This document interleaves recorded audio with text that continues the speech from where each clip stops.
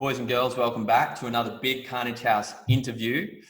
Today I'm very excited to talk to Jim Molan, Senator for New South Wales for the Liberal Party, previously a Major General in the Australian Army, during which time he was at one point Chief of Operations for the Headquarters Multinational Force in Iraq. And among his other achievements is being my mother's favourite politician. Thanks for coming on today. Thanks, mate. And your mother has great taste. That's all I can say. Well, I'm sure she does. You're at least going to get points for that. Now, I want to talk about a bunch of things today. You're an expert in military with your own experience right at the top. You're in government as well. So I think you can provide a really interesting perspective on a range of things. I want to talk about the Middle East. I want to talk about China and potentially a few different things. But to kind of frame the discussion, I'm conscious of holding up the microphone for too long, but me and I would say a range of other people have become in some sense disillusioned with, I would say, the reasons why we've gone to war and done operations in different countries. And there's a phrase that gets thrown around a lot, potentially a conspiracy, potentially a reality, depending on who you ask, which can, I guess, be framed as the military-industrial complex, which was first referenced by President Eisenhower in his 1961 farewell speech, which basically makes the allegation or the discussion that potentially our foreign policy and with particular military intervention might be more based on kind of an unholy coalition between the government and the military and, let's say, big defence contractors such as Boeing, Lockheed Martin, Raytheon, Airbus, etc., rather than the foreign policy being based on the national interests of people within the country, within Western countries, and indeed within the countries in which we send our forces. Can I ask you, what's your reaction to that? What do you think about the reasons we've entered into the conflicts in the Middle East over the past 20 years? Thanks, Dougal. That's a very big question because there have been a number of conflicts, and I guess which conflicts would I start? Let's start after the last Israeli-Arab war. That series of Israeli-Arab wars was extraordinary. We weren't involved, but extraordinarily complex for the US. Should they intervene? Should they provide supplies, etc.? But there were bigger issues in those wars than the military-industrial complex, and much bigger issues. There was the survival of a Western liberal democracy. I call it Western, however you would describe Israel. And that's a very subjective thing. I've had a deep involvement with Israel over many, many years. And I support a lot of them, a lot of what they do. But not everything that they do. So if you put them in one bracket, and of course the wars between Israel, Syria, Lebanon, Egypt, Iraq, and Iran have been quite extraordinary over the years, but that is totally different than a military-industrial complex. They were, for the Israelis, they were wars of national survival. For the Arabs, they were wars in order to, for a range of reasons and a range of Arab nationalist reasons. So we'll put them in one box. I don't think the military-industrial complex applies there. The next series of wars, I guess, were the first Gulf War, where Iraq invaded its neighbouring countries, and a large number of people came in to throw the Iraqis out and restore Kuwait independence. Now, again, I don't think you can apply the military-industrial complex. Of course, lots of equipment is used, but the reason for going to war, I cannot imagine how any of your mates might be able to justify that on the basis of the military-industrial complex. And by that, I think it's totally different than it was during the 50s and the 60s. And when Eisenhower came out and warned against it, I think it was quite correct. But of course, the Second World War, which was his war as well as Korea, the Second World War that wasn't the military-industrial complex either.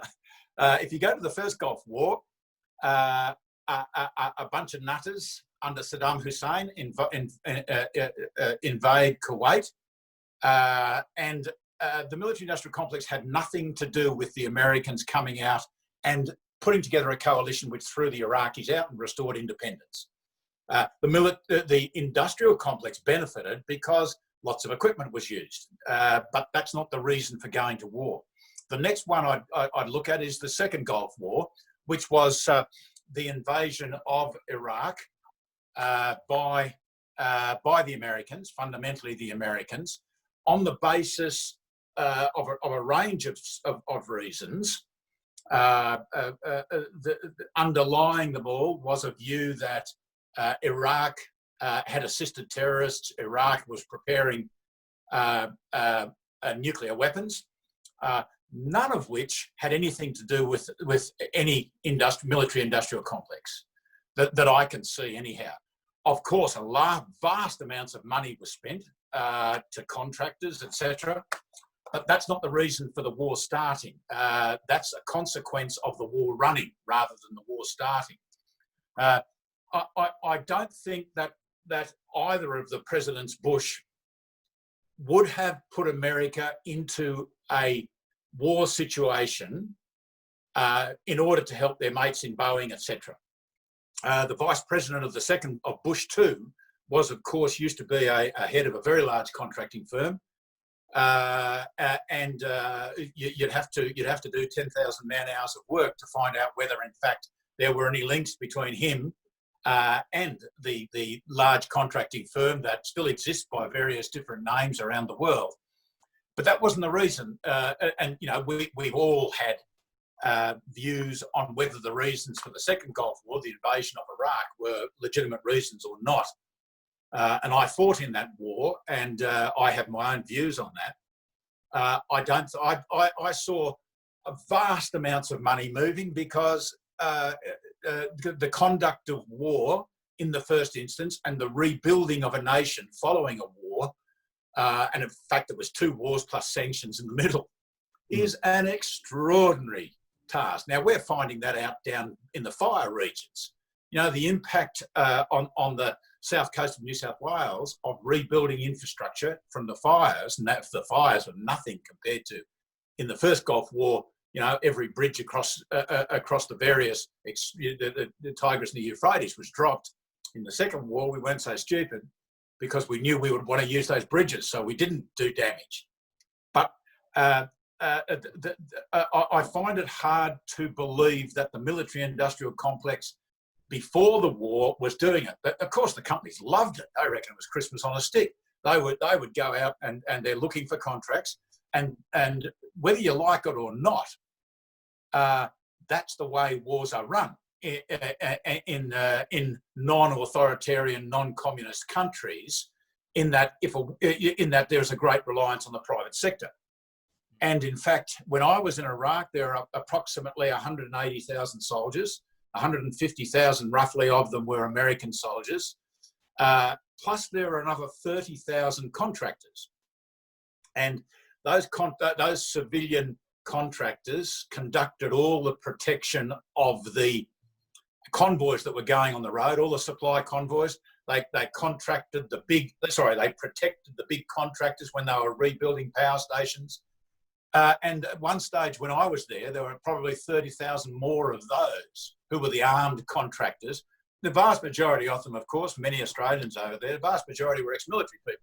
If they hadn't have done that, the American military would have had to have done it at a vastly increased cost. So it's hard to say that in the Middle East wars recently, we've gone to war because of the military-industrial complex. We've gone to war for other reasons, and of course the civilian firms will profit from that, but they will always profit from war because we buy things off them. Since then, of course, the Middle East has got itself into a bunch of trouble. We've gone through Al-Qaeda, we've gone through ISIS. The destruction to northern Iraq in particular from ISIS is unbelievable. And ISIS is still lurking there, and ISIS may come back. We kept soldiers in those wars for very good reasons, because there is a vague chance that Iraq may be a functioning modern country in the future. And it won't be if it's dominated by ISIS or by Al-Qaeda. It is being grossly interfered with at the moment from groups which are controlled by Iran. And of course, the Americans have put a force into the Gulf to protect the tankers which are coming in and out of the Gulf. And so we've got a ship over there at the moment. I think we've pulled out or are about to pull out our forces that were training the Iraqi army. So these things are never simplistic. Are never as simple as they sound. Does that make sense, mate? Does that answer the questions you're kind of talking about? Yeah, it does. I appreciate that answer. I want to talk a little bit of specifics first on Afghanistan, then on Iraq, and then on potentially Syria. But one question that kind of goes across all three is kind of what constitutes success in those engagements, and under what circumstances would we withdraw? Now, I've heard a lot of arguments, and one that you raised, which is obviously that, particularly in the Middle East, it's very complicated, and there's a threat of terrorism, and we're essentially fighting an ideology rather than like a conventional war, which might mean a longer term stay, essentially.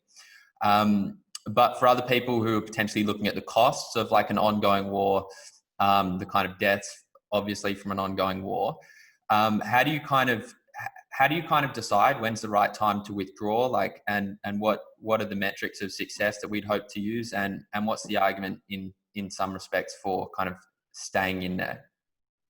Well, again, war is the most complex of all social activities. No activity that any of us conduct is more complex than war. For us to go into Iraq and rebuild a country of 28 million people, a country which for, I think, 20 plus years had been under a dictator's heel, a country which at that stage was already lacking in infrastructure before the war, and then the war destroyed what little infrastructure they had, whose population is split between Kurds and Arabs, between Sunni and Shia, and of course people are traumatised. So you go into these countries and their problems are not solved. Those kind of problems that I just mentioned there are not solved by the war itself. They're exacerbated. It's like the Pacific at the moment, the Indo-Pacific at the moment. The COVID has exacerbated every problem that we face in this part of the world. The other thing so that's the point I'm making is complex. The next thing I'd say is that the entry of a military force into another country changes the nature of the war. So if you're sitting outside of the country and you say, well, we might go and help Iraq because we're scared of their terrorists, we're scared of their bombs, and we want to do a humanitarian thing, therefore we'll go and knock over Saddam and give the people a chance. If that's what you believe, and therefore you want to do it, when you go into the country, you change the dynamics yet again. You cannot predict how that dynamic changes. And then having gone in, if you go, and we went in, we tried to stabilise that country with 1/3, roughly, the number of troops which history tells us you need to stabilise a country of 28 million people. History would tell you if you've got a chance to stabilise, if you've got a chance to do that, if you're going to give yourself a chance of being successful in stabilising the country of Iraq or Afghanistan, then you need 500,000 troops, and not Joe off the street that doesn't know anything more than to put his boots on and carry a rifle. You've got to have sophisticated, disciplined troops, and you don't build them up quickly. So we went in. 28 countries. The Americans invaded with the Brits. We were part of a tiny part of the invasion. But the stabilisation and occupation of the country was done essentially with 150,000 American troops. We should have had 500,000. Every successful counterinsurgency stabilisation for the last 100 years has succeeded if it's got a particular ratio, which in Iraq's case meant 500,000 troops. We didn't have 500,000 troops. The Allies wouldn't put any, we wouldn't. We weren't prepared to put troops in. That was me and a couple of my mates. And that's about it.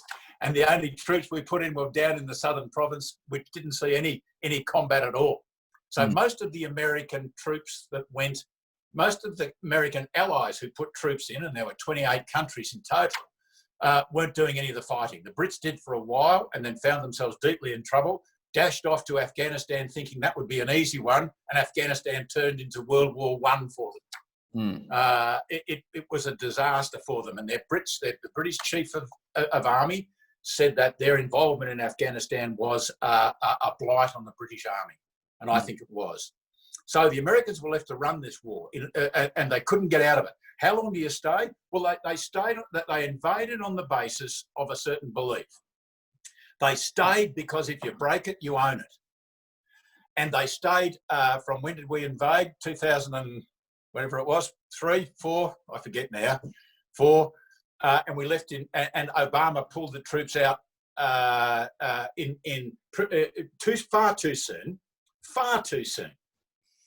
In 2011, I think, and my dates are a bit rusty now, I'm afraid.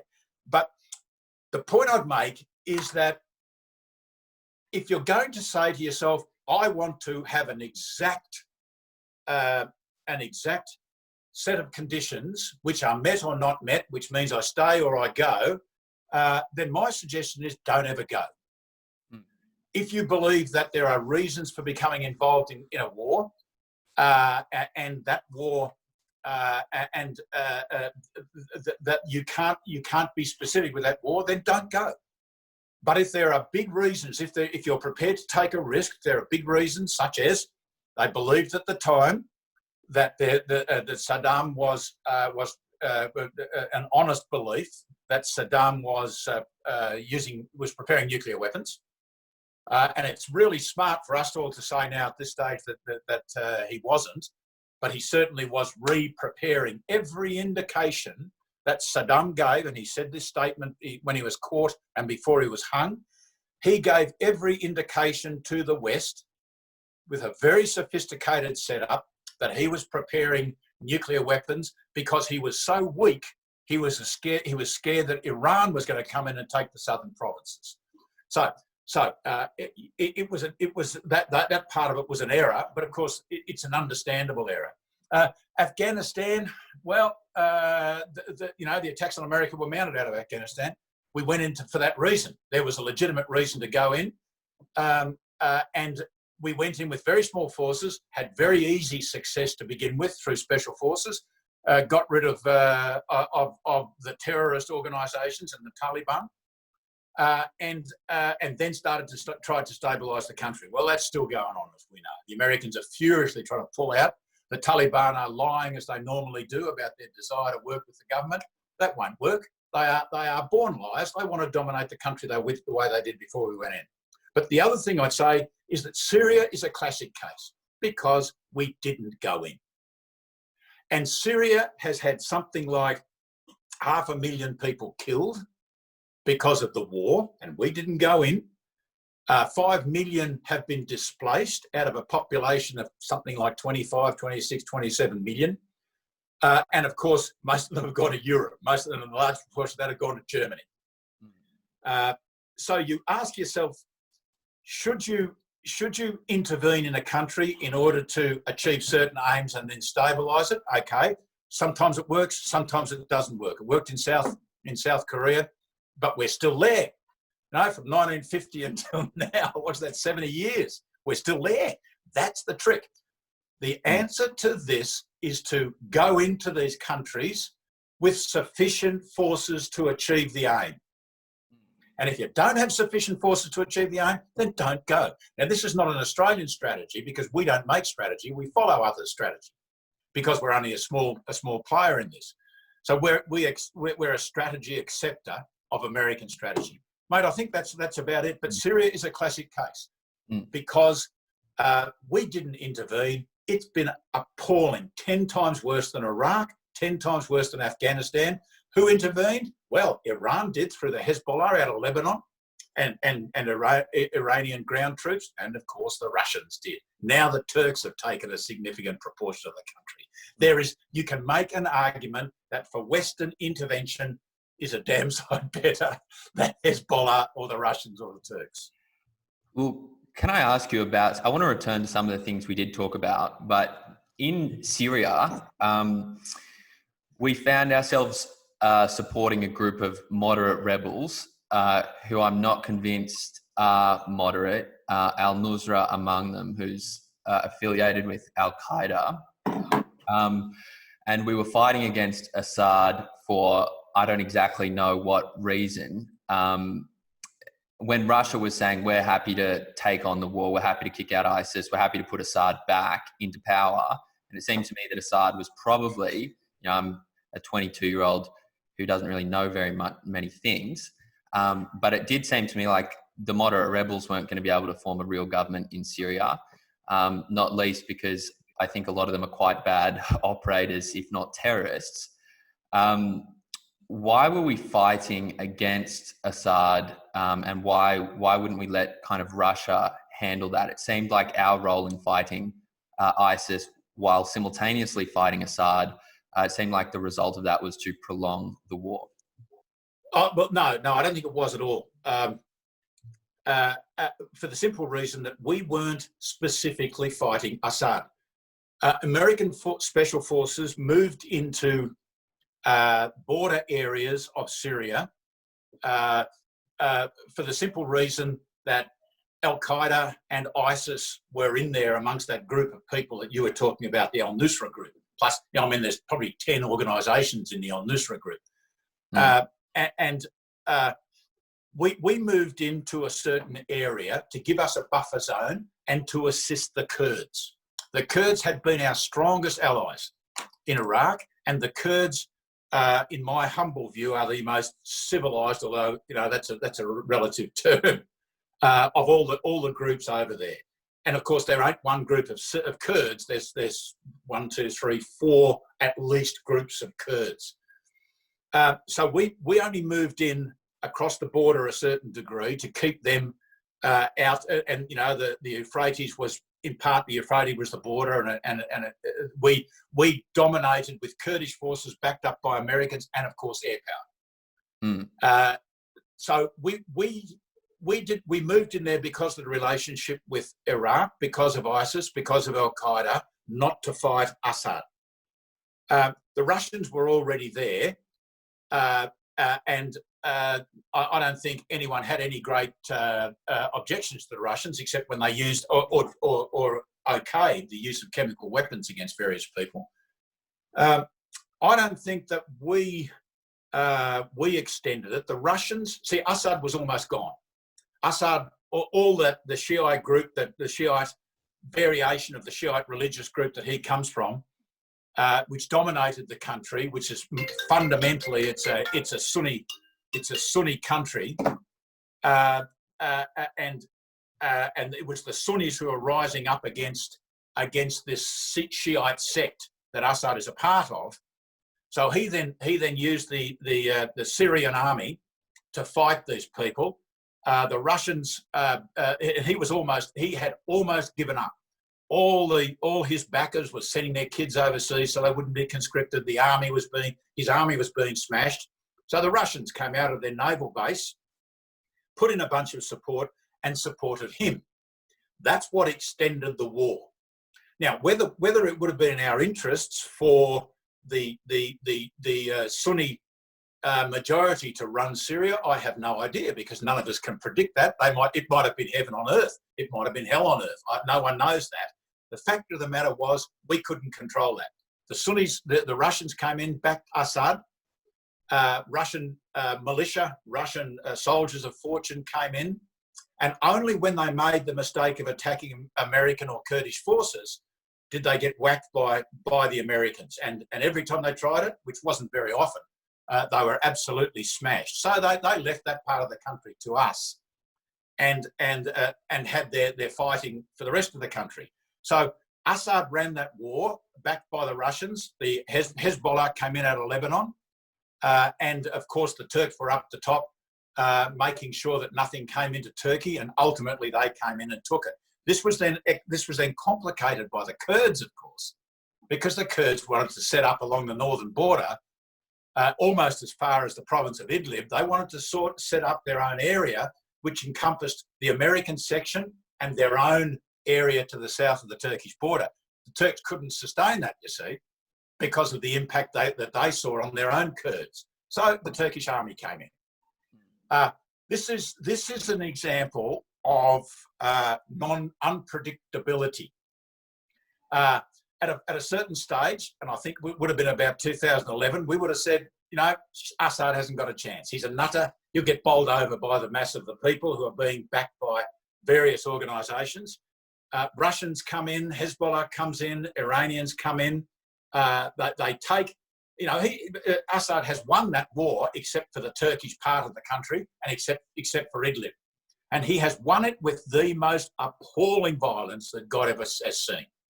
You know, this is typical. This is kind of the kind of violence that we have that you would have associated with the Crusade campaigns, where, you know, there's a fight and everyone gets killed in the city that loses. You know, what they're doing at the moment is bombing Idlib into nothing. You know, they've centralised every time they had a fight and they beat the rebels, they offered them the chance to go to Idlib. Well, they've all gone to Idlib now. Now they're being destroyed in Idlib.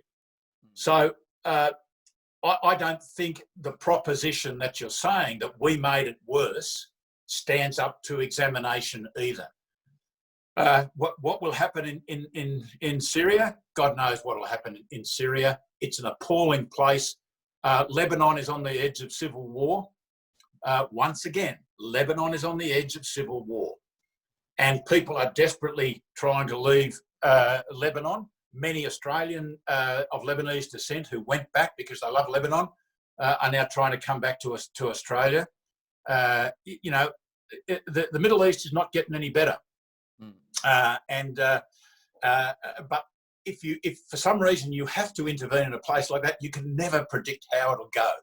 And I think, you know, the withdrawal that Trump and before him, you know, we hear about red lines and stuff from previous US president.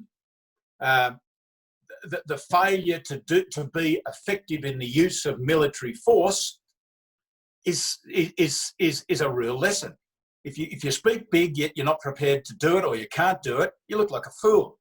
And the precipitate withdrawal of American forces by President Obama has precipitated and facilitated ISIS. So the opposite may be true. You know, we stayed in South Korea because it needed years of stabilisation, not as much as today, but it needed stabilisation. And a very quick anecdote: the South Koreans sent over 5,000 US troops to 5,000 South Korean troops to stabilise the Kurdish lands, Suleimania and all that area up there. I went up and visited them, and I had a South Korean colonel with me, and the Arabs could not figure out this South Korean colonel. I'd never struck anyone like him. As a North Asian, my background's in South Asia, and there are different people in North Asia. This guy was tough as nails. He was, you know, the Koreans, it's such a tough land with a tough history. They produce extraordinary people. They put 5,000 of their troops up there, and the Arabs had no way of understanding this colonel. And I heard him say at one stage, he said, you Arabs just keep on complaining about how tough it was with Saddam. You ought to be a South Korean. See where we've gone. See what we've gone through. See the dictators in this country. We are now a liberal, democratic country, and our army is in your country. You know, stop whinging and get on with it. And you know, the complexity of all of this is amazing, Dougal. But no, I don't think that proposition stands up. But we'll keep getting involved in it because governments want it. Well, can I ask you, I don't know if you can give me a short answer to this question, but But back None of my answers are short, Dougal. yeah. In regards to Syria and us backing the Kurds among other groups, were we hoping to form a government, or what was what was our hope that what would happen? No, we had no responsibility for that country. We would hope that Assad's war did not drive millions of people out that destabilised Europe. But we weren't trying to do anything there. Our view was we'd already found ourselves in 2 wars that we were particularly displeased with. And the last thing, I saw no one who ever wanted to get involved in the Syrian civil war. So, well, I guess the follow-up question to that is, why would we be funding and aiding all of these kind of other groups and moderates? Oh, I don't think we were. No, I don't. We were funding the Kurds. I'm not aware the Kurdish groups on the border. I'm not aware that we were funding. No, you're right. We did. We had some American special forces were with various. I'm trying to think of the name of the Muslim forces, which we considered to be. I'm not too sure whether it was the Al-Nusra group, the moderate Muslim forces. But it was pretty limited, mate. It was fairly limited. Okay, well, let's backtrack a little bit into. Sure. Sorry, I did want to ask one question about Assad. You mentioned the violence that Assad has committed in his own country. One of the main points, or I would say one of the main things that sticks in people's mind about Assad is the chemical attacks, right? Yeah. And I do want to kind of get into a discussion about WikiLeaks as well. WikiLeaks released a bunch of documents which cast a lot of doubt on the prohibition of the UN's a UN body called the Organization for Prohibition of Chemical Weapons, OPCW, that released a report which said Assad is definitely responsible for kind of a gassing of his own people. I want to ask, what's your opinion on that? Did you see the WikiLeaks? Do you give WikiLeaks much weight in your thinking? Because the aftermath of that was obviously, I think, a British and an American strike on Assad's air bases. So I wanted to ask you about, do you believe that Assad was responsible for that? Oh, of course he was. Absolutely. That's the shortest answer I can give. But you say to yourself, okay, so he was. He's used chemical weapons a number of times against his own people. What do we do about it? Well, the Brits came in from the Mediterranean side. The Americans came up from Kuwait. We dropped bombs on a whole bunch of airfields that we thought came from. And I remember reading a report, within about 3 days, those airfields were operational again. So what? What are we doing? But that was, President Obama did that. He said, if I think for the first time, he on a number of I might be wrong there. On a number of occasions, he said the line in the sand, the line in the sand is chemical warfare. If you do chemical warfare, we will do things to you. Well, for the first couple of times, he didn't do it. Finally, the Americans and the Brits did something, but it was totally ineffective. It wasn't as though it destroyed their ability to conduct chemical attacks on their own people, just bombed a few airfields. Well, the WikiLeaks document suggests that most of the people on the fact-finding mission, which were actually sent to those areas,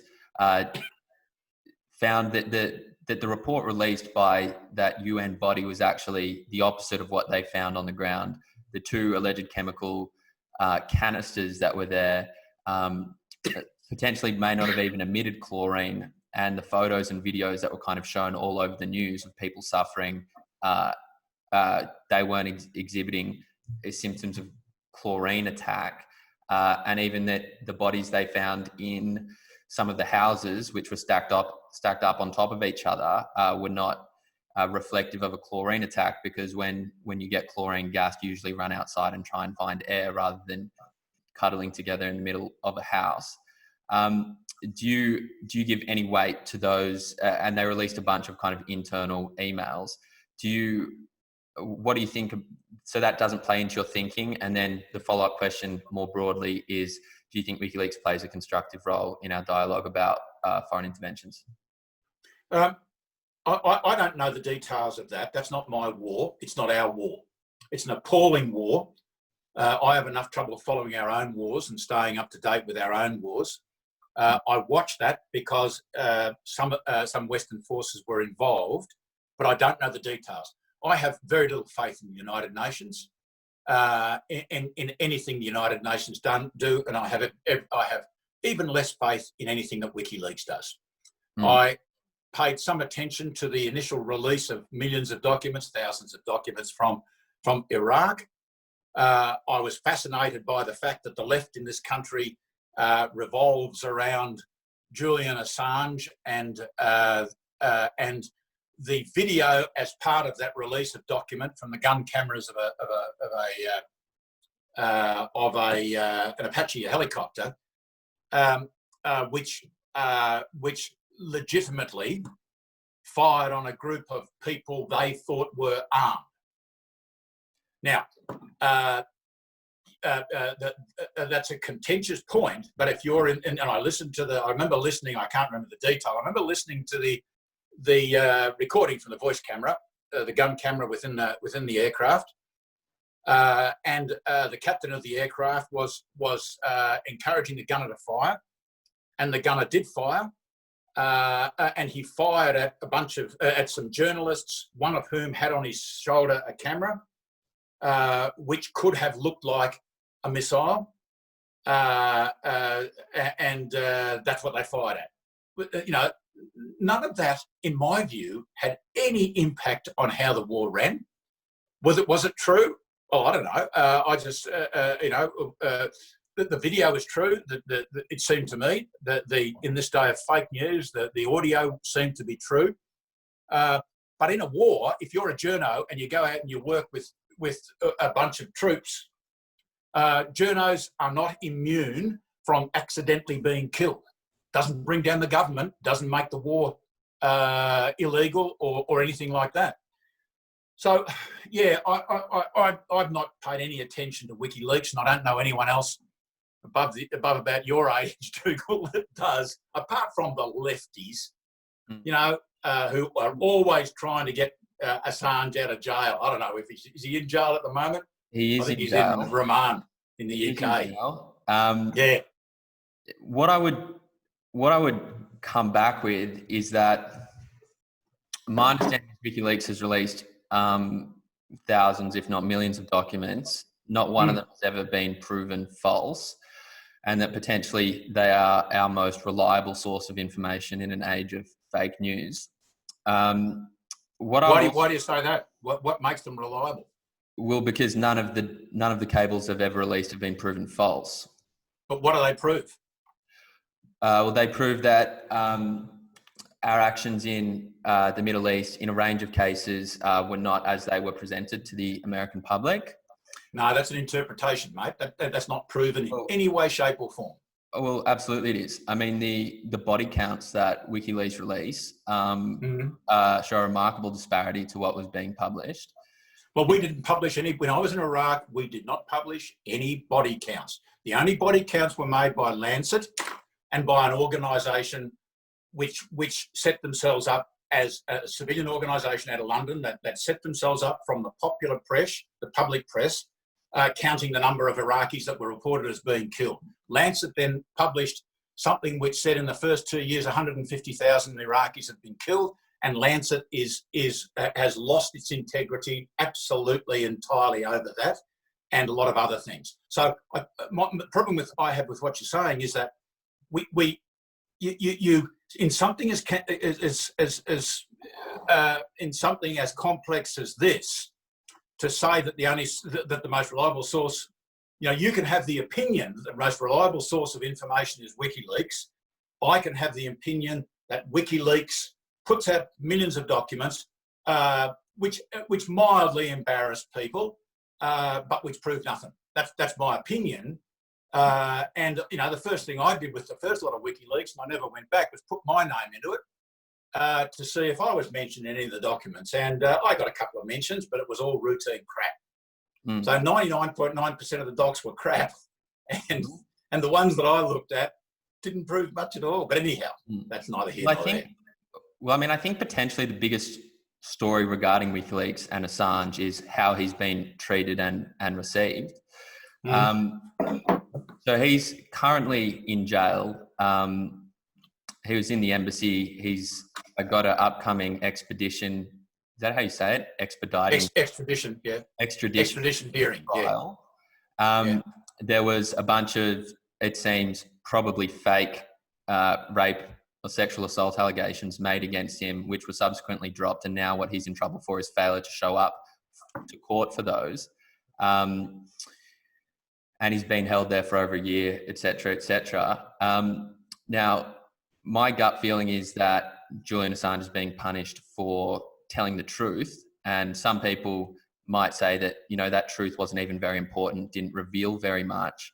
But it seems like there's a lot of people, I would say, at the top who really don't like the kind of transparency that WikiLeaks offered. I mean, Joe Biden came out and said that Julian Assange was a terrorist. Fox News ran an editorial in 2010 saying Julian Assange was a terrorist.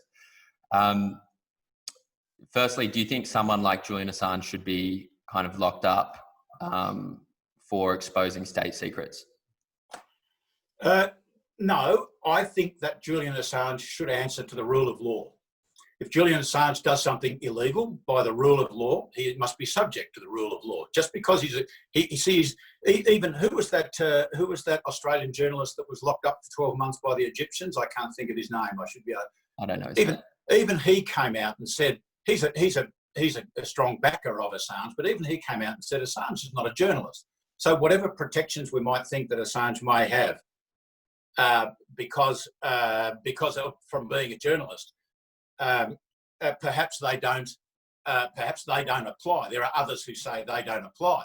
Now, is he a journalist? And as a journalist, are journalists protected? Well, I don't know about that. I'm not a journalist, and I was initially invited by, I think, ABC to come on some program that was going to debate it, and I thought, this is going to get us nowhere. This is a setup, a typical ABC setup, and I'm not going to play. I've done a 60 Minutes on Julian Assange, and my view was that the fact that he accepts what are classified documents does the country absolutely no good.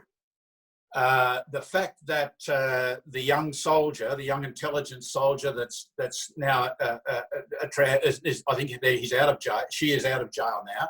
She's a transsexual, and again, I should know the name, but Chelsea Manning. Chelsea, that's right. Yeah, the fact that she made a decision. See, I do happen to know how much these young kids see of what goes on, what goes past them. I've worked intimately in those areas, and. Chelsea should have made a decision that if she was against the war, she should have got out of the military. And then she could have argued that the documents had the wrong classification. If the documents are being classified, then I believe you must accept those classifications. You can argue those classifications. I believe that is the legitimate course of action. If you think the country is being dudded, you argue the classifications rather than leak the documents. Because someone of that age and seniority and exposure has no idea of what the consequences are. I don't think they were much. I thought they were the most boring group of documents that she leaked. And which is why I spent a period of time looking at those documents to see if I cracked a mention, and then I haven't looked at them since.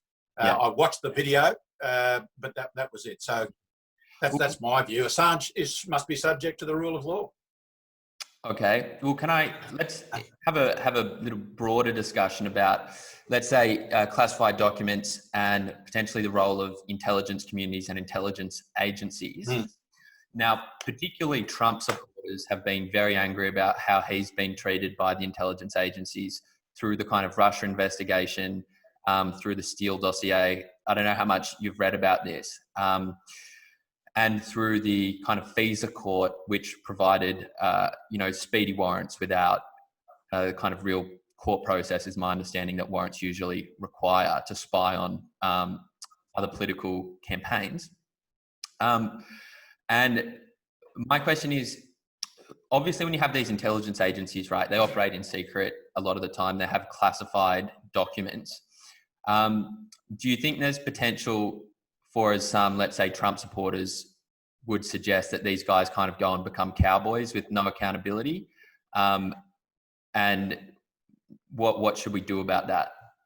Well, I can't.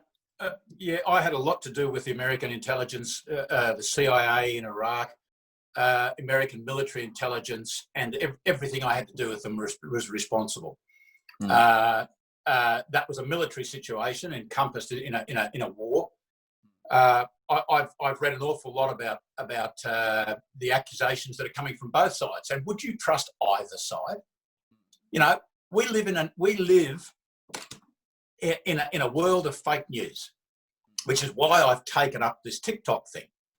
We live in a world of fake news, and the ability of people to generate any news they want, to get it not just into a news agency, but to then back it up 3 times. You know, sometimes I'll get a text from someone who says, "This is terrible. The world is ending.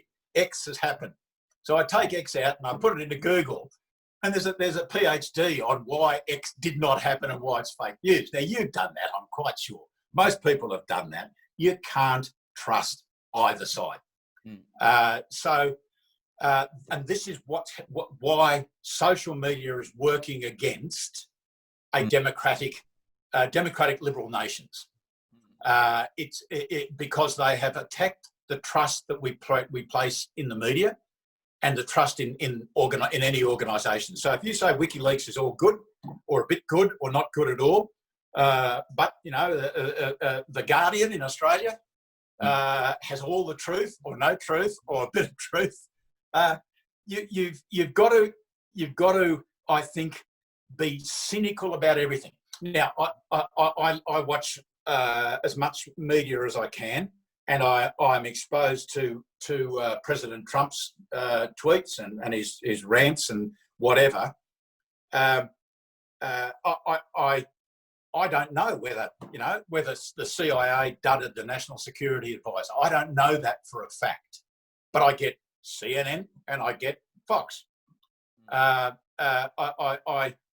don't know where the truth lies in that. I hope the American people know where the truth lies. I spent a large proportion of my last period in the Senate on the Parliamentary Joint Committee Intelligence and Security, PJCIS. In my view, the most effective, the most reputable committee in the Parliament. And what struck me is the checks and balances on our security organisations, which are fabulous. There is not just a series of checks and balances, independent inspectors, review processes, access to judges for warrants, etc., etc. But there is an attitude within the organisations that they must protect the ethical base that they have, or they've lost it entirely. So I don't know what's happening over there. I do know the heads of our intelligence agencies and many of the people who work in them, and I have great respect for them. Will they make mistakes? Yeah, of course they will. Of course they will. Is there any chance of a conspiracy rising in Australia out of them? I would say none. But there is a strong movement outside there from the left and some from the right nutters, predominantly from the left, to discredit them. And that discrediting should be taken with the greatest grain of salt. And I can say that because I have experience of working with them. And as a I've now had the highest intelligence classification for probably 25 or 30 years. That must be an interesting responsibility to have. Can you tell us at some stage if there's any aliens? Well, I think the most fascinating thing about COVID is that none of the networks are trying to get any ratings. So the amount of crap that's coming on the networks about aliens, it's unbelievable. So, Yeah. so just look at the History Channel or something like that, and you'll find out whether there's aliens, and they're all in the American desert somewhere. So, Yeah. but I would encourage the young people who may see this to apply skepticism equally. I don't care whether people believe me or not. I honestly do not care. But don't then turn around to Julian Assange and say everything that Julian says is fabulous. Don't then turn around to those who are attacking the system, who say there's conspiracies here and there, that they're correct. The equal skepticism is what's required. I think that's some good advice. Now, there's one story. Maybe you have some insight into this through your work on some foreign interference committees. But I believe we covered this on this channel last year, which was about the China spy story with Wang Liqiang. And then there was a big 60-minute story on it. There was a big, it kind of dominated Australian media. I think there was an ABC headline that this was the biggest kind of counter-espionage story since like the Khrushchev affair. I don't know if I got that name right, in like the Cold War period. Yeah. In terms of, I have some level of skepticism about the intelligence agencies, particularly in their attitude towards China, which is where I want to kind of have our next discussion. But back in that spy story, in that 60 minutes, I have a little bone to pick with Andrew Hastie, who I assume you're probably good friends with. Yeah, I am. He appeared in the 60 Minutes interview and said, China's this, we have to worry about China and we need to give this guy Wang Liqiang, what do you call it when you let him stay in Australia protected? Giving protection. Yeah, in Australia. Yeah, fair enough. Australia needs to give this guy protection. And then several weeks later, it comes out that most of the allegations of Wang Liqiang were false. He was a minor intelligence official at best with a history of fraud in China. And that, of course, gets potentially like a page 12 or 15 retraction from all those news outlets at best. Now, my gut feeling, now you can tell me if I'm wrong here, my gut feeling is that when that story ran and Andrew Hastie was doing his interview, he probably knew that. My gut feeling is he knew that Wang Liqiang was not the person he was making it out to be, and that the intelligence agencies and Australian government hadn't already given Wang Liqiang protection for that reason.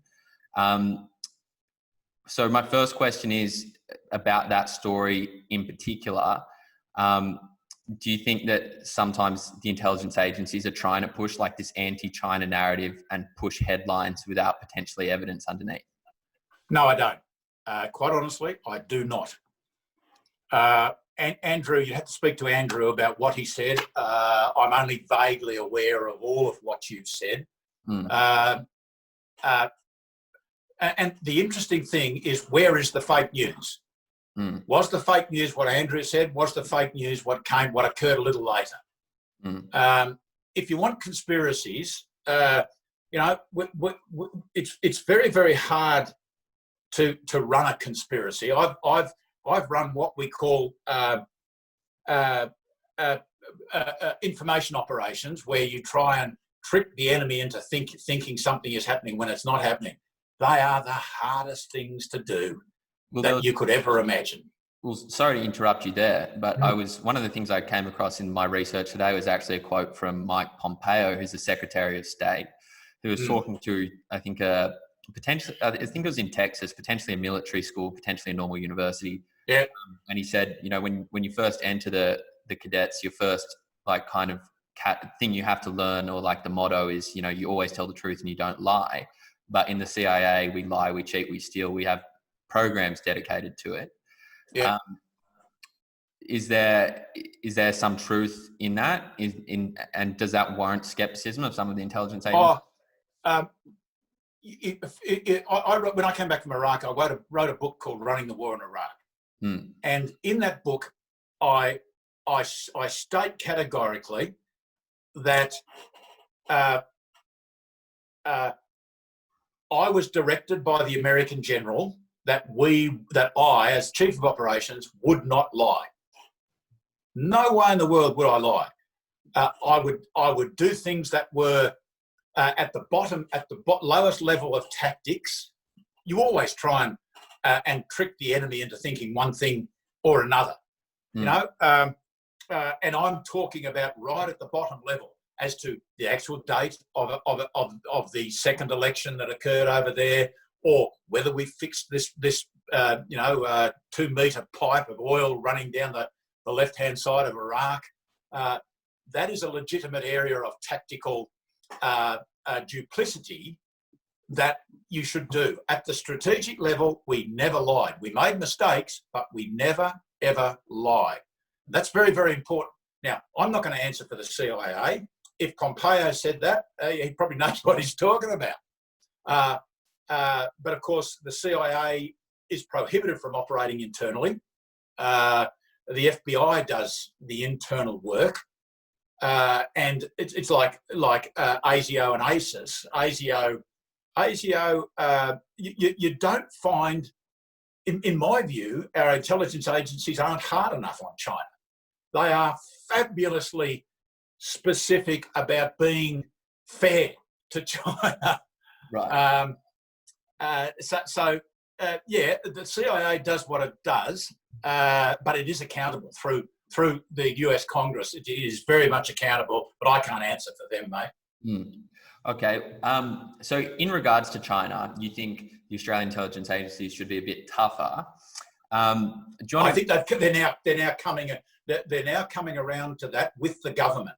The government is now taking a very realistic view, as we saw from the defence announcements made a week or so ago. So in terms of being a bit tougher on China, do you mean that in terms of like public remarks, or do you mean that in terms of like a trade relationship or our own military? No. I think we should trade with China for as long as we possibly can. It's absolutely essential that we trade with China. But we should, in trading with China, we should realise that the Chinese Communist Party has a totally different agenda than we do. Yeah. But what I would do is I would keep in the back of my mind the following things, which is what I grabbed at the start of this. Yeah. That we should keep in mind what China has done to Hong Kong. Mm-hmm. We should keep in mind what China recently did to India. We should very much keep in mind what China did to the South China Seas. We should keep in mind a view, and it's my view, that Huawei is part of the greater Chinese spying organisation. We should remember that China has hacked everything that it can possibly hack and steals intellectual property that's not tied down. We should remember that universities have been counselled not to set up joint projects with the Chinese because everything in that joint project will go straight back to Beijing. We should remember the threats that China makes towards the Taiwan Straits, which they are making at the moment, the exercise they're conducting right next door to Taiwan, which today or yesterday resulted in a state of emergency in the country of Taiwan. We should remember that their diplomacy and the wolf warrior diplomacy is interesting, to say the least. We should remember that influence through social media. There is a fair proportion that Russia and China do it everywhere. They do it to the maximum extent. They attack our institutions. We should remember the number of bilateral disputes that China is involved in. I mean, it's in a verbal battle with half the bloody world. We should remember that the Belt and Road Initiative may appear to be lovely, but it's all about debt diplomacy. Now, that's contentious, but there's a lot of evidence which would back up, which is part of the contention. We should remember that the Americans now are so pissed off with the Chinese that they've cancelled the phase 2 trade negotiations. There was an amount of duplicity. There's a fair chance, it's yet to be proven, there's a fair chance that there was an amount of selfishness and duplicity out of China in relation to COVID. There is a belief that China is about to declare the South China Sea as having an air defence identification zone, which means that they control it to an even larger extent. And we should never forget that China rejected the Hague's arbitration in relation to the South China Sea and in relation to the little island, part of the South China Sea off Philippines. So what are we dealing with in China? We're dealing with a different country. And my view is, I summarise my view by saying we should welcome the rise of China, but Australia should welcome the rise of China from a position of strength. And that is economic strength, diplomatic strength, financial strength, cyber strength. We're just putting $15 billion into strengthening our cyber. Why? Because authoritarian countries are tearing us to bits. So, China is not heaven on earth by any stretch of the imagination. It is a particular country run by the Chinese Communist Party, and that they don't give us. The problem I have is that we've run out of. The actions of China have meant that we've run out of trust. Mm. Mm. Well, I really like that analysis, and I think it's a good position to have to welcome China from a position of strength. I understand the debt trap diplomacy one is contentious. I'd find myself on the other side of that, but I'd say everything else I'm fully in the Jim Molan cheer squad for. Now, along with your mother? Yeah, along with my mother. Now, that sounds like to me that you are optimistic about kind of us having a strong economic relationship with China in the context of like a military alliance with America. Is that about true? No, not at all. Not at all. China will use our trade relationship to achieve its own ends. It's nothing like the same relationship that we have with the US in relation to trade or anything like that. Yeah. I mean, my question was, do you think we can have a good economic relationship with China while having a good security relationship with America? Oh, no, I don't think we can, but we can continue to trade for as long as we can, and we can use that money that we make from trade to make us strong. But our trade relationship with China is much more up to China than it is to us. Through the Global Times and other means, wolf warrior diplomacy, they make the most amazing statements and amazing allegations, childish allegations, really.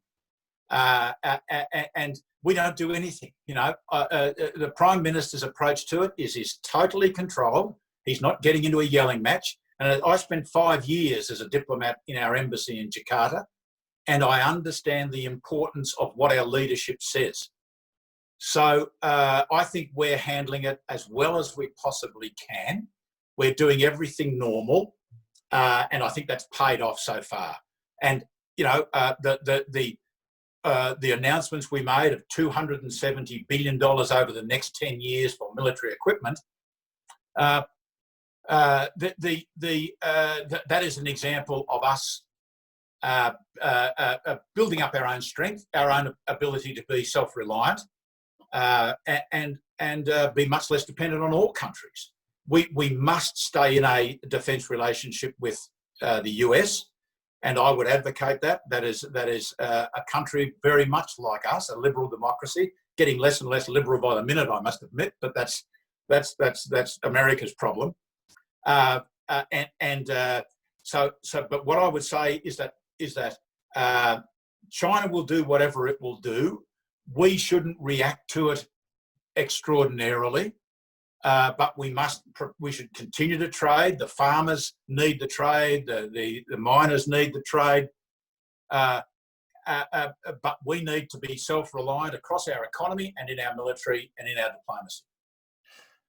Okay, well, thank you very much, Senator Jim Molan. I really appreciate you giving me an hour or potentially even more. I've really enjoyed it and I've learned a lot, I think. So that'll basically wrap us up. Now, I'm assuming people can find you on Twitter probably. Where else can people find you if they want to check you out? I don't go on Twitter much. I've found that Twitter is good for communicating with journalists, and it has no value at all to me apart from that. Right.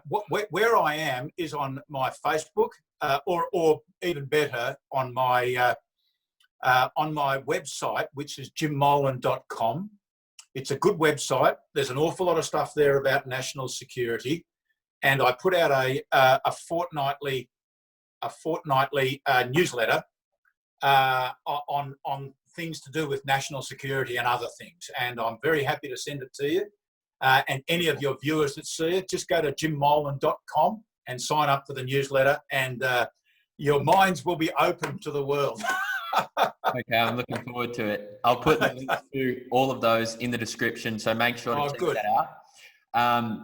If you like the video, make sure to like, subscribe, comment, share. If you really like us, want to give us some money, you can always send some on Patreon. Anyway, I think that's it from me. It's been a pleasure to talk to you, Jim. We covered a lot, and I hope to see you soon. Thanks, mate. Thank you very much. Very enjoyable. Thanks, Dougal. All the best. Alrighty, bye-bye.